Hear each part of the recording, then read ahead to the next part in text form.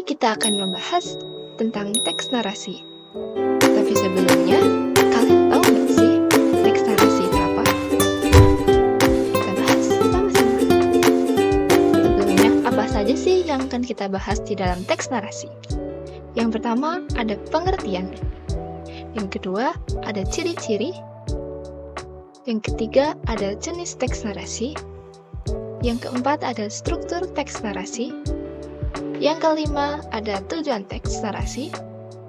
Dan keenam, atau yang terakhir, adalah langkah-langkah menulis teks narasi. Yang pertama, ada pengertian teks narasi. Teks narasi adalah sebuah karangan cerita yang menggambarkan rangkaian peristiwa, tertata berdasarkan urutan kronologis sesuai dengan waktu terjadinya. Contoh teks narasi seperti cerpen, novel, dan cerita inspiratif. Cerita inspiratif adalah teks yang berisi perjuangan hidup seseorang berpengaruh terhadap orang lain untuk mengikutinya. Yang kedua, ada ciri-ciri teks narasi. Ciri-cirinya yaitu yang pertama ada teks berisi tentang cerita, kisah, dan peristiwa tertentu yang menggunakan gaya bahasa naratif. Yang kedua, ada cerita memiliki alur yang jelas dari awal hingga akhir. Yang ketiga, terdapat suatu peristiwa maupun konflik. Yang keempat, memiliki unsur-unsur pembentuk berupa tema, latar, alur, karakter, dan sudut pandang. Selanjutnya ada jenis teks narasi. Jenis teks narasi terdiri dari 3. Yang pertama, ada narasi informatif atau ekspositoris. Yang kedua, ada narasi artistik. Yang ketiga, ada narasi sugestif. Oke, kita bahas yang pertama, yaitu narasi informatif atau ekspositoris. Narasi informatif adalah karangan yang bertujuan menyampaikan sebuah informasi dengan tepat mengenai suatu peristiwa atau kejadian.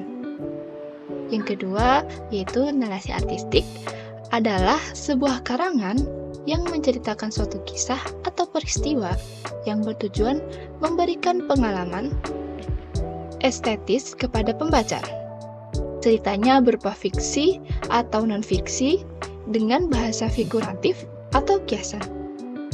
Yang ketiga atau yang terakhir ada narasi sugestif. Narasi sugestif menceritakan sebuah peristiwa atau kisah dengan maksud terselubung kepada para pembaca atau pendengarnya.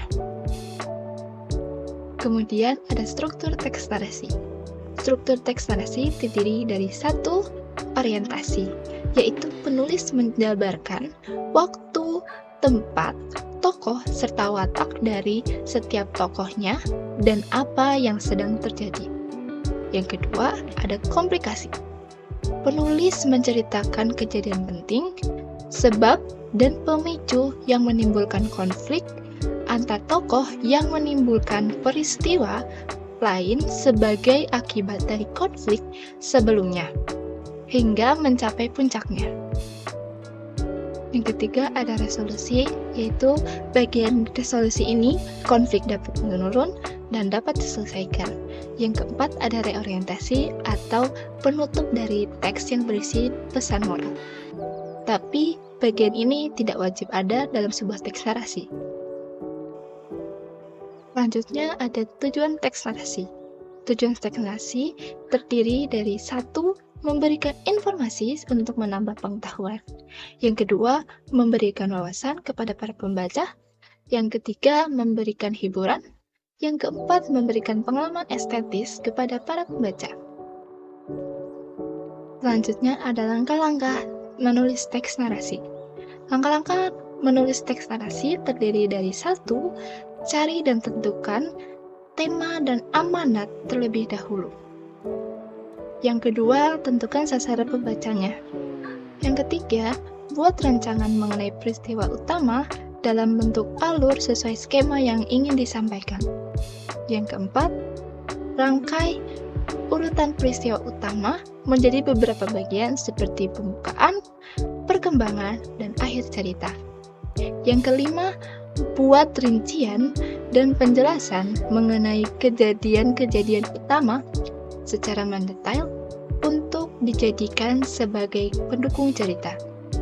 Yang keenam, yaitu susun skema tokoh, watak, alur, latar, dan sudut pandang. Yang ketujuh, yaitu memahami dan mengerti bagaimana aturan tanda baca setiap kalimat yang ada di dalam cerita. Sebelum berakhir, kalian tahu nggak sih contoh dari teks narasi? Kali ini saya akan menampilkan 3 contoh teks narasi berdasarkan jenis teks narasi yang sudah tadi kita simak. Ada teks narasi informatif atau ekspositoris. Yang kedua, ada contoh teks narasi artistik.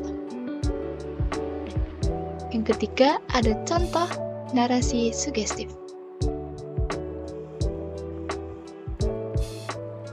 Nah, dari semua penjelasan saya, apakah kalian sudah paham tentang teks narasi? Kalau belum, ulangi video ini dari awal dan simak secara baik-baik.